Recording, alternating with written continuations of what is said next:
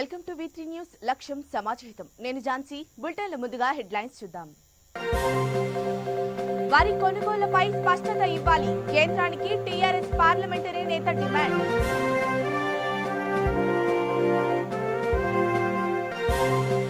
మారేడుపల్లిలో ఈశ్వరీబాయి 103వ జయంతి నివాళులర్పించిన మాజీ మంత్రి.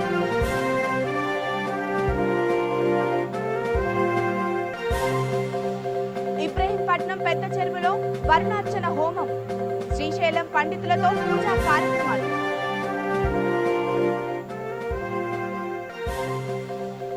ఈటెలకు పాత్రికేయుల సన్మానం.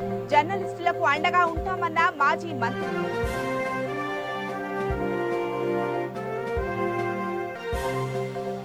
దువ్వాడ సమీపంలో పట్టాలు తప్పిన రైలు. 4 గంటల పాటు నిలిచిపోయిన రైళ్లు.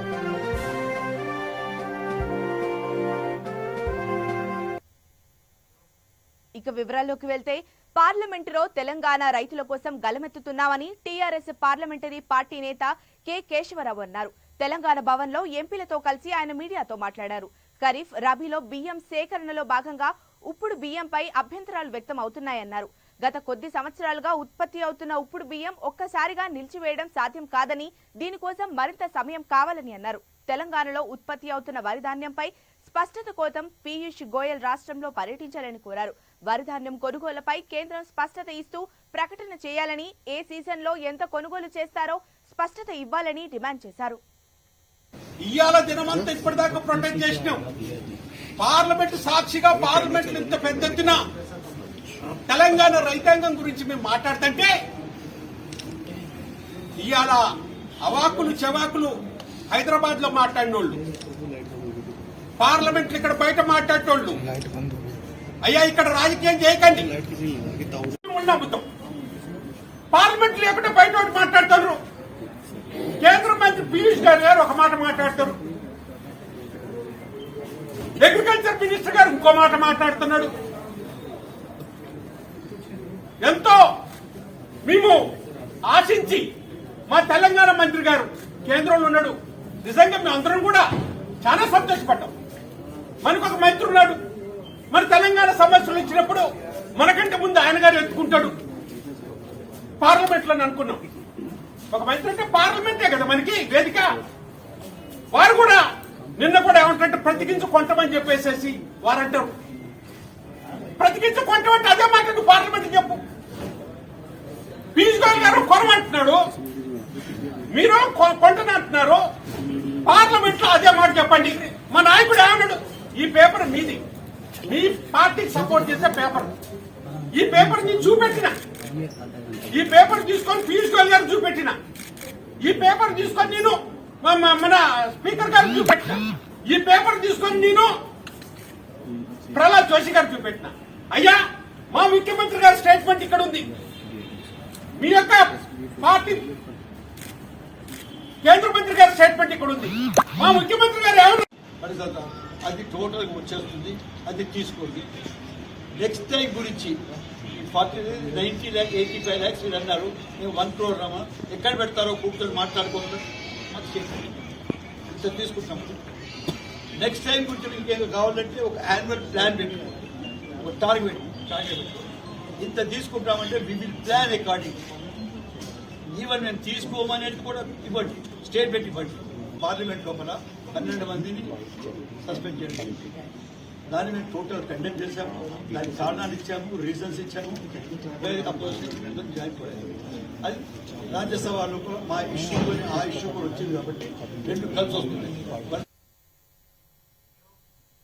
మహిళా సాధికారత కోసం ఈశ్వరీబాయి చేసిన సేవలు మరువలేనివని మాజీ మంత్రి గీతారెడ్డి అన్నారు. ఈశ్వరీబాయికి తల్లి కంటే ఎక్కువగా అభిమానురాలని అన్నారు. ఈశ్వరీబాయి 103వ జయంతి ఉత్సవాలను పురస్కరించుకొని మారేడుపల్లిలోని ఆమె విగ్రహానికి పూలమాలలు వేసి నివాళులర్పించారు. మహిళా హక్కుల కోసం, మహిళా సమస్యలపై తన గళాన్ని విప్పిన గొప్ప నాయకురాలిగా చరిత్రలో నిలిచారని అన్నారు. అంబేద్కర్ సిద్ధాంతాలను అనుసరిస్తూ పేద ప్రజల కోసం పోరాడిన ధీర వనితగా నిలిచారన్నారు. ఈశ్వరీబాయి చూపించిన స్ఫూర్తితో ప్రతి ఒక్కరూ ముందుకు సాగాలని పిలుపునిచ్చారు.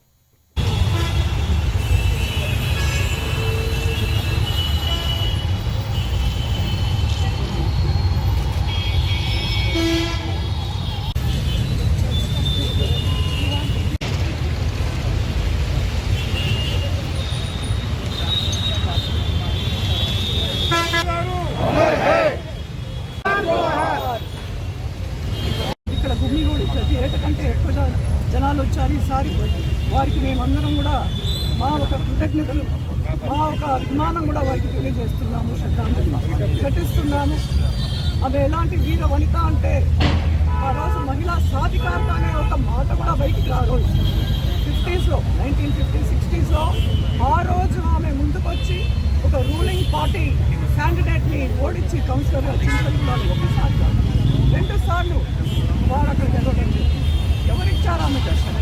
ఏమైనా ఉన్నాయా రూల్స్? కోటా ఉందా? ఆ రోజు ఏమీ లేదు.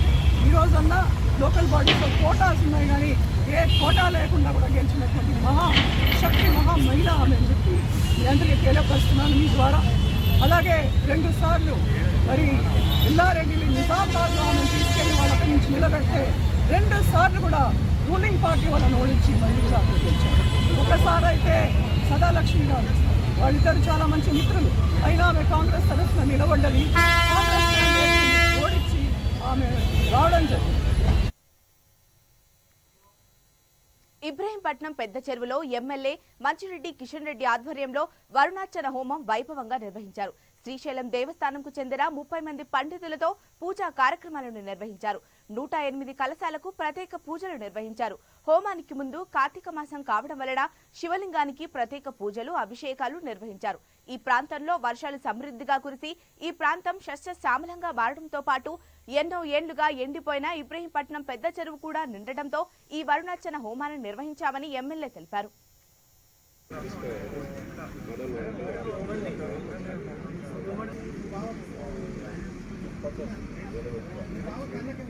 కాసేపు అసలు మండపాల మధ్య బయట ఇబ్రహీంపట్నం నియోజకవర్గంలో ఉన్నటువంటి ఇబ్రహీంపట్నం చెరువు కానీ మిగతా కుంటలు చెరువులన్నీ కూడా నిండాలని గత 10 సంవత్సరాల నుంచి మా వర్ణయాగం అనేది ఒక కార్యక్రమం పెట్టుకొని ఆ భగవంతుని మేము ప్రార్థన చేయడం జరిగింది. మాకు దుర్భిక్షంగా ఉన్నటువంటి ఈ యొక్క నియోజకవర్గం వర్షాలు లేక 20 సంవత్సరాల నుంచి నీళ్లు లేక సాగునీరుకు అంటే కనీసం తాగునీరు కూడా లేనటువంటి పరిస్థితి ఆనాడు ఉన్నటువంటి పరిస్థితి. భగవంతుని దయ వల్ల అదేవిధంగా గౌరవ ముఖ్యమంత్రి గారు ఒక మంచి ఆలోచనతోటి మిషన్ కాకతీయ అనే ఒక కార్యక్రమం పెట్టుకున్న తర్వాత ఆనాడు గౌరవ మంత్రి హరీష్ రావు గారు ఇక్కడ రావడం, ఈ యొక్క చెరువును ఊడికతో తీసి 15 కోట్ల రూపాయలు శాంక్షన్ ఇచ్చి ఫీడర్ ఛానల్ 36 కిలోమీటర్ల నుంచి తీసుకొచ్చినటువంటి పరిస్థితుల్లో ఇవాళ గత సంవత్సరం మరి ఈ సంవత్సరంలో బ్రహ్మాండమైనటువంటి వర్షాలు వచ్చినాయి. ఆ వర్షాలు హరితారంతో పెద్ద ఎత్తున వర్షాలు కూడా రావడం జరుగుతూ ఉంది. ఆ వర్షాలతోటి ఇవాళ ఒక 60-65% చెరువు నిండడం జరిగింది ఇబ్రహీంపట్నం. ఆ 10 సంవత్సరాల కింద వర్ణయాగం అనేది ఒక కార్యక్రమం తీసుకోవడం జరిగింది, పెద్ద ఎత్తున చెరువులోనే చేయడం జరిగింది. మళ్ళీ ఇవాళ మా ప్రజలు కానీ మేము కానీ మా ప్రజాప్రతినిధులు కానీ అందరూ కూడా చాలా సంతోషంతో ఇబ్రహీంపట్నం చెరువు 20 ఏళ్ల తర్వాత ఇవాళ నీళ్లు చూస్తూ ఉన్నాం. మనం కృతజ్ఞతా భావన చూపించాలి. భగవంతుడు మాకు మేలు చేశాడు కాబట్టి మళ్ళీ ఈ యొక్క కార్యక్రమం వర్ణయాగంలో భాగంగానే ఒక అర్చన కార్యక్రమం పెట్టడం కూడా జరిగింది. అదేవిధంగా ఈరోజు చేయడం జరుగుతూ ఉంది పెద్ద ఎత్తున. మరి వాళ్ళ చాలామంది బ్రాహ్మణులు కానీ ముఖ్యులు కానీ హోమం కానీ అదేవిధంగా వివిధ పూజలు కానీ అన్ని కార్యక్రమాలు చేసి ఇంకా భవిష్యత్తులో ఎక్కువ వర్షాలు రావాలని, రైతాంగం బ్రహ్మాండంగా ఉండాలని, రైతు కూలీలు కానీ అందరూ సుఖ సంతోషాలతో ఉండాలని మా ఇబ్రహీంపట్నం నియోజకవర్గంలో ఉన్నటువంటి ప్రజానికం అందరూ కూడా బాగుండాలనే ఆలోచనతో ఈ యొక్క కార్యక్రమం. హుజూరాబాద్ ఎమ్మెల్యే ఈటెల రాజేందర్ ను సోమాజిగూడ ప్రెస్ క్లబ్ లో పాత్రికేయులు ఘనంగా సన్మానించారు. మైనారిటీ జర్నలిస్ట్ ఫోరం అధ్యక్షుడు యూసఫ్ బాబా అధ్యక్షతన ఈ కార్యక్రమం నిర్వహించారు. ఈటెల మాట్లాడుతూ ప్రజాస్వామ్యాన్ని హేళన చేసే విధంగా రాష్ట్ర ప్రభుత్వం వ్యవహరిస్తుందని ఆగ్రహం వ్యక్తం చేశారు. ఎన్నికల సమయంలో అధికార దుర్వినియోగానికి పాల్పడి అక్రమంగా గెలిచేందుకు చేసిన ప్రయత్నాన్ని హుజూరాబాద్ ప్రజలు, ప్రజాస్వామ్యవాదులు అడ్డుకున్నారని తెలిపారు. సమాజ శ్రేయస్సు కోరుతూ పాత్రికేయుల సమస్యల పరిష్కారానికి తన వంతు కృషి చేస్తానని ఈటెల అన్నారు.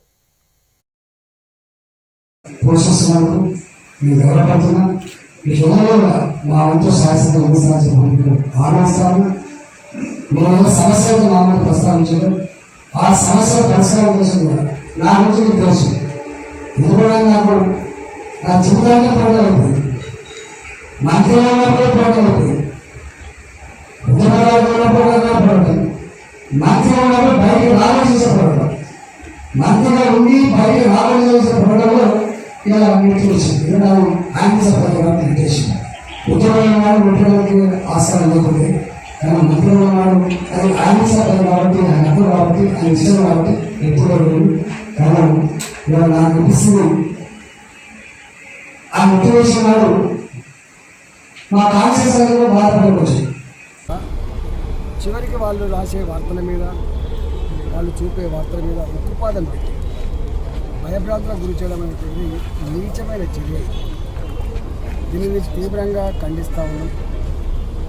ప్రజాస్వామ్యం మీద విశ్వాసం ఉన్నవాళ్ళు, ప్రజల మీద నమ్మకం ఉన్నవాళ్ళు చేసే చర్య కాదు. ఇది పోయే కాలానికి ఆచరించేటువంటి నీచమైన ప్రయత్నం ఈ ప్రయత్నం కాబట్టి ఇప్పటికైనా ప్రభుత్వం ఇట్లాంటి పిచ్చి వేషాలు పక్కన పెట్టి, చిల్లర వేషాలు పక్కన పెట్టి వాళ్ళకు గౌరవాన్ని, గుర్తింపుని, స్వేచ్ఛని కలిగించే బాధ్యత నిర్వహించాలని చెప్పి నేను ప్రభుత్వాన్ని కోరుతా ఉన్నా. ఈ పత్రికలు, ఈ ఛానళ్ళు మొన్న హుజరాబాద్ ఎన్నికలలో ప్రభుత్వం పెట్టేటువంటి ఉక్కుపాదం మీద, అణచివేత మీద, చేస్తున్న దుర్మార్గాల మీద సభ్య సమాజానికి చెప్పడమే కాకుండా హుజరాబాద్ ప్రజానికానికి కొండంత అండగా ఇచ్చి ప్రజాస్వామ్యాన్ని, ధర్మాన్ని కాపాడంలో గొప్ప పాత్ర పోషించిన ఈ చిన్న పత్రికలు, ఈ యూట్యూబ్ ఛానల్, వీటికి రాబోయే కాలంలో మా అండ కూడా ఉంటుందని చెప్పి విశ్వసిస్తా ఉన్నాం. నోరు లేని జనానికి దిక్కు. విశాఖ జిల్లా దువ్వాడ సమీపంలో గూడ్స్ రైలు పట్టాలు తప్పింది. ప్రమాదంలో ఒక ఖాళీ బోగి పూర్తిగా దెబ్బతింది. గంగవరం పోర్టులో లోడును నింపేందుకు వెళ్తుండగా ఈ ప్రమాదం జరిగినట్లు రైల్వే అధికారులు తెలిపారు. సుమారు 4 గంటల పాటు 8 రైళ్లు నిలిచిపోయాయి. ట్రాక్ బాగా దెబ్బతింది.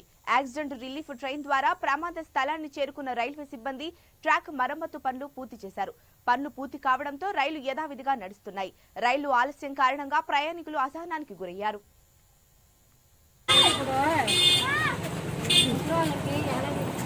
మామూలు మాట్లాడమనండి, వాళ్ళ బాధ లేదు, వాళ్ళు చెప్తే బాగుంటుంది. 8 గంటలకి ఎక్కడికి వచ్చామండి, ఏదది పెందుర్తి వచ్చాం. 8 గంటల నుంచి 9:10 వరకు అక్కడ ఉన్నాం. అక్కడ 10 నిమిషాలు తీసాడు, మళ్ళీ ఉత్తర సంవత్సరాలు గంట ఉన్నాం. 10 వరకు ఉండిపోయాం. ముగ్గురు ముసలితోటి చాలా ఇబ్బందులు పడుతున్నాం సార్. సామాన్లు తీసుకొని రాలేక, వాళ్ళు దించలేక చాలా ఇబ్బంది పడుతున్నాం. ఎందువల్ల అంటున్నాం? అదే మరి ట్రైన్కి నమ్ముకొని వచ్చిన ట్రైన్ వల్ల మరి ఇబ్బందులు పడుతున్నాం. ముసలి వాళ్ళకు చాలా మంది పిల్లలు, మాకు కొన్ని ట్రైన్లు కూడా మిస్ అయిపోయాయి. ఇప్పుడు వెళ్ళాలంటే చాలా ఇబ్బంది పడుతున్నాం. ఎక్కడి వరకు వెళ్ళాలి సార్ మీరు? ఇప్పుడు మద్దిపాలెం వెళ్ళాలి సార్.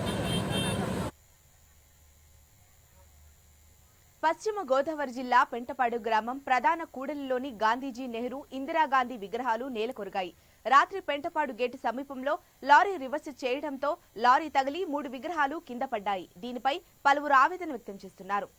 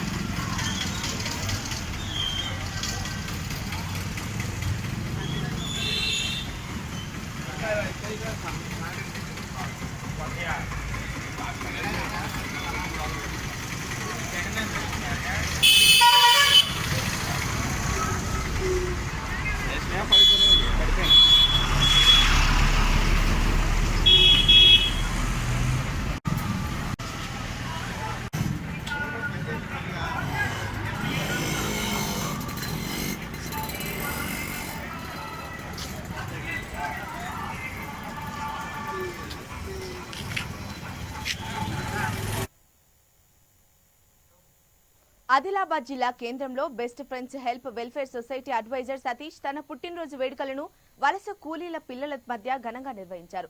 పేద పిల్లలకు స్వెటర్లు, ప్యాంట్లు పంపిణీ చేశారు. చిన్నారుల మధ్య పుట్టినరోజు నిర్వహించుకోవడం అదృష్టంగా భావిస్తున్నానని సతీష్ తెలిపారు. ఈ కార్యక్రమంలో సొసైటీ అధ్యక్షుడు అబ్దుల్ అజీజ్, సభ్యులు పాల్గొన్నారు.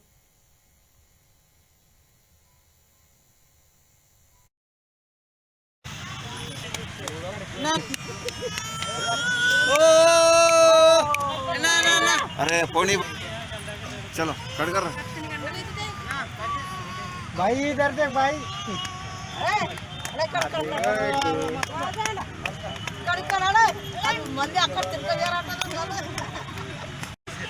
ఎక్కడది మల్టీ పర్పస్ లో ఫోటో ఇస్తున్నా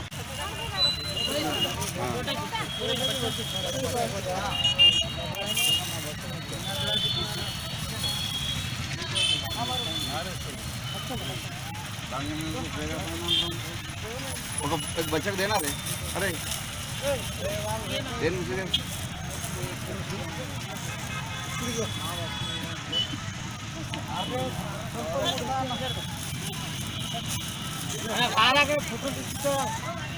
ఎవరు హాస్పిటల్లో ఉన్నంత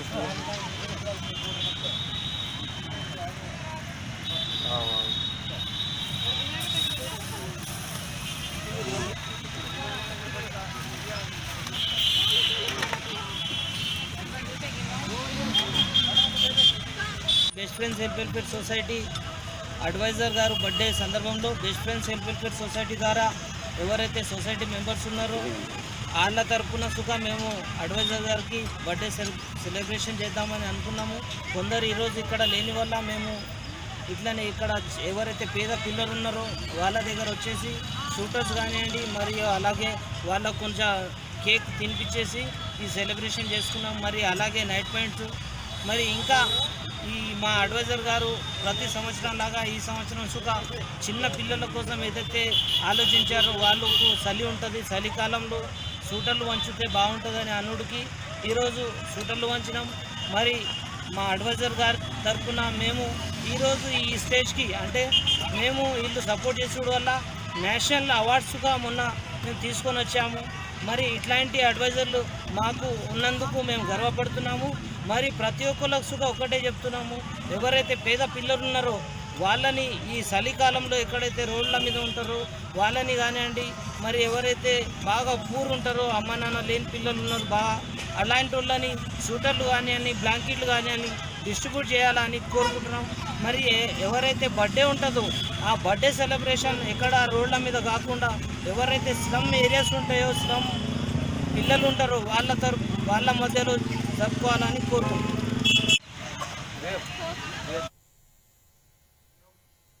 భద్రాద్రి కొత్తగూడెం జిల్లా పినపాక మనుగురు మండలాల సరిహద్దు ప్రాంతాలలో గల భద్రాద్రి థర్మల్ పవర్ స్టేషన్ నిర్వాసిత గ్రామాలను ఆదుకోవాలని new democracy Manuguru sub division committee కార్యదర్శి రవి డిమాండ్ చేశారు.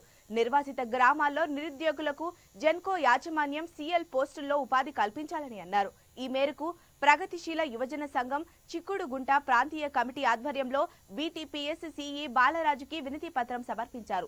దీనిపై గతంలోనే అనేక సార్లు అధికారులకు విన్నవించుకున్నా ఫలితం లేదని అన్నారు. ఇకనైనా నిర్వాసిత గ్రామాల ప్రజలకు న్యాయం చేయాలని కోరారు. అయినా కూడా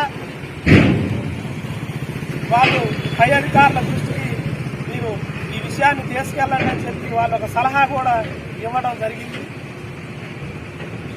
వాళ్ళు సలహా ఇచ్చినా ఇవ్వకపోయినా రెవెన్యూ అధికారులకి అట్లనే సబ్ కలెక్టర్ గారికి కలెక్టర్ గారి దృష్టికి కూడా ఈ విషయాన్ని తీసుకెళ్లి సమస్యలతో కూడినటువంటి వినతి పత్రాలు కూడా ఇవ్వడం జరుగుతుంది.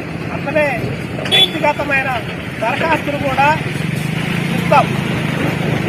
ఈ విషయాలన్నీ కూడా పై అధికారుల వరకు తీసుకెళ్తాం.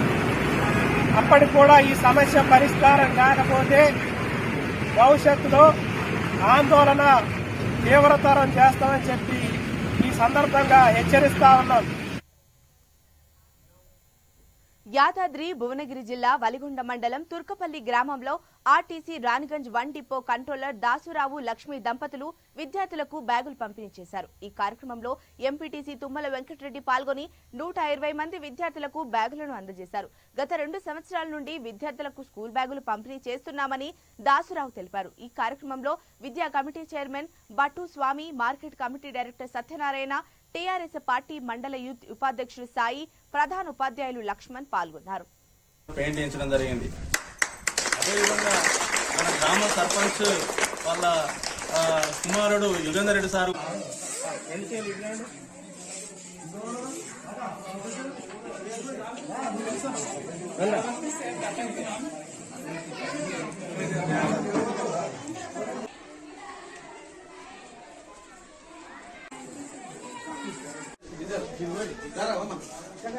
బ్యాగుల పంపిణీ మరి భట్టు దాస్ గారు వాళ్ళ సతీమణి గారు రావడం జరిగింది పంపిణీ చేయడానికి. మరి కార్యక్రమానికి మరి స్కూలు మన పాఠశాల చైర్మన్ గారు మరియు మార్కెట్ డైరెక్టర్ గారు మరియు గ్రామ యువత మరియు మాజీ సర్పంచ్ ఎల్లయ్య గారు మరి గ్రామ పెద్దలు మరి యువత మరియు అందరికి కూడా ఈ సందర్భంగా హృదయపూర్వక ధన్యవాదాలు తెలియజేస్తా ఉన్నాం. తప్పకుండా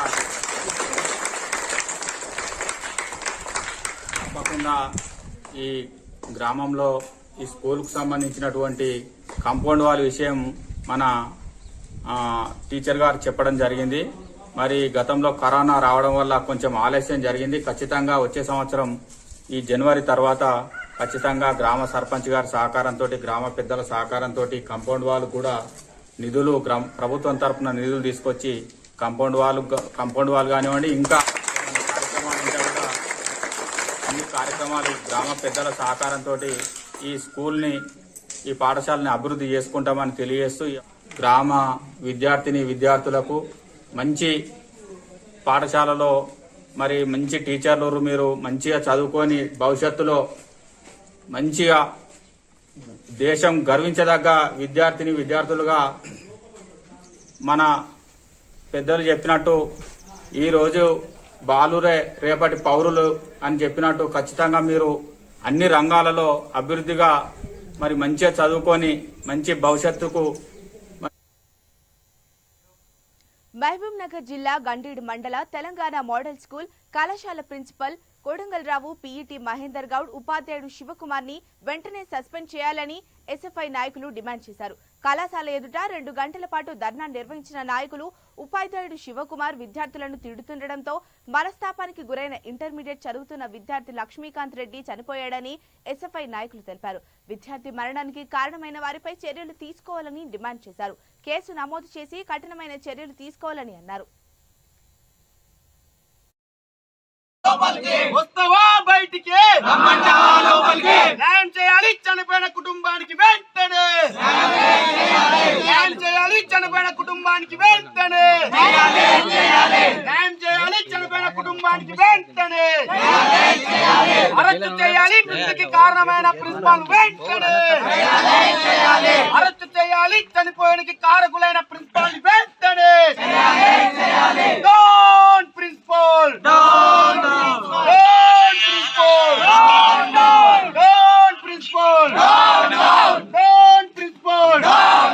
అరెస్ట్ చేయాలి ప్రిన్సిపాల్ ని వెంటనే కళాశాల ప్రిన్సిపాల్ ని వెంటనే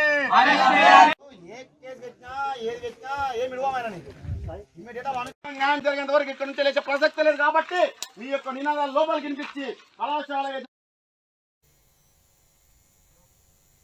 ఆదిలాబాద్ జిల్లా నేరేడికొండ మండలం చించోలి గ్రామంలో బీజేపీ నాయకులు ధర్నాకు దిగారు. గ్రామ పరిధిలోని రహదారి పక్కన గల హనుమాన్ మందిరానికి పొలానికి వెళ్లడానికి దారి ఇవ్వాల్సిందిగా గ్రామ ప్రజలు బీజేపీ జిల్లా అధ్యక్షులు పాయల్ శంకర్ ఆధ్వర్యంలో ఆందోళన నిర్వహించారు. జిల్లా అటవీ శాఖ అధికారి కార్యాలయం ముందు బైఠాయించి ధర్నా నిర్వహించారు. జిల్లా అటవీ శాఖ అధికారి స్పందించి అక్కడికి వచ్చి సమస్యను పరిష్కరిస్తానని హామీ ఇవ్వడంతో ఆందోళన విరమించారు.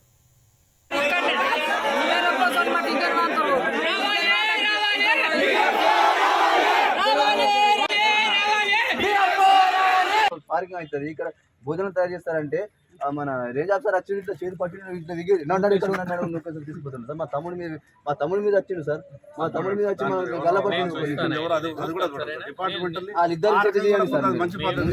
వాళ్ళకు చించోలి గ్రామం దగ్గర ఫారెస్ట్ కు సంబంధించినటువంటి అర్బన్ పార్క్ నిర్మాణం చేస్తున్నారు. వాస్తవంగా అక్కడ ఎక్కడా కూడా అర్బన్ లేదు. కానీ ఈ ఫారెస్ట్ నిధుల్ని ఏ రకంగా దుర్వినియోగం చేయాలి, కేంద్ర ప్రభుత్వం ఇచ్చినటువంటి కాంపా నిధులని అక్కడ అర్బన్ లేని స్థలాల్లో పట్టణం లేని దగ్గర పట్టణ పార్క్ ఏర్పాటు చేస్తున్నది ఈ ప్రభుత్వం. ఈ విషయం మీద ఇప్పుడు ఫారెస్ట్ అధికారులకి కలవడానికి ఆదివాసులంతా కూడా రావడం జరిగింది. అధికారులకు విజ్ఞప్తి చేస్తా ఉన్నాం, ఈ వారం రోజుల లోపల ఈ ఆదివాసులకు ఉన్నటువంటి సమస్యని పరిష్కారం చేయండి. ఇంకో పక్క ఈ రాష్ట్ర ప్రభుత్వం చాలా గొప్పగా చెప్తున్నది కదా, మేము ఆదివాసుల్ని ఆదుకుంటాం, ఆదివాసులకు పోడు వ్యవసాయ భూములకు పట్టాలు ఇస్తామని చెప్పి. పట్టాలు ఇచ్చే సంగతి దేవుడెరుగు, కానీ ఉన్నటువంటి పట్టాలకే మేము మిమ్మల్ని వ్యవసాయం చేసుకొని అనే విధంగా ఇబ్బంది పెడతా ఉన్నారు. కాబట్టి వెంటనే ఆదివాసులకు న్యాయం చేయాలని డిమాండ్ చేస్తా ఉన్నాం. ఈ అధికారులకు ఒక వారం 10 రోజులు సమయం ఇస్తున్నాం.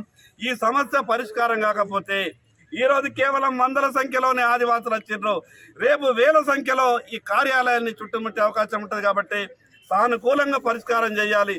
ఎవరికి హాని అయినటువంటి జాతి ఆదివాసీ జాతి.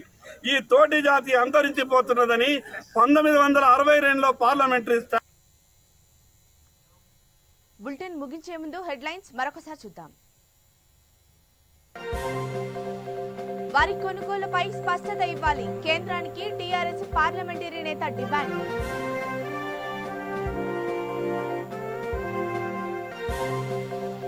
మారేడుపల్లిలో ఈశ్వరీబాయి 103వ జయంతి నివాళులర్పించిన మాజీ మంత్రి.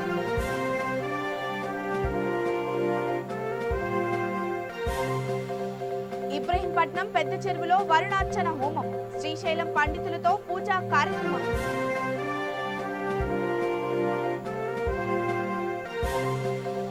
ఈటెలకు పాత్రికేయుల సన్మానం, జర్నలిస్టులకు అండగా ఉంటామన్న మాజీ మంత్రి.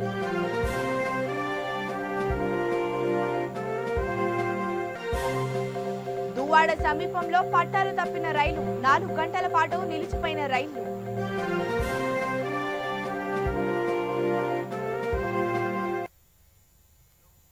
ఇవి ఇప్పటివరకున్న అప్డేట్స్. మరిన్ని అప్డేట్స్ కోసం చూస్తూనే ఉండండి V3 న్యూస్, లక్ష్యం సమాజహితం.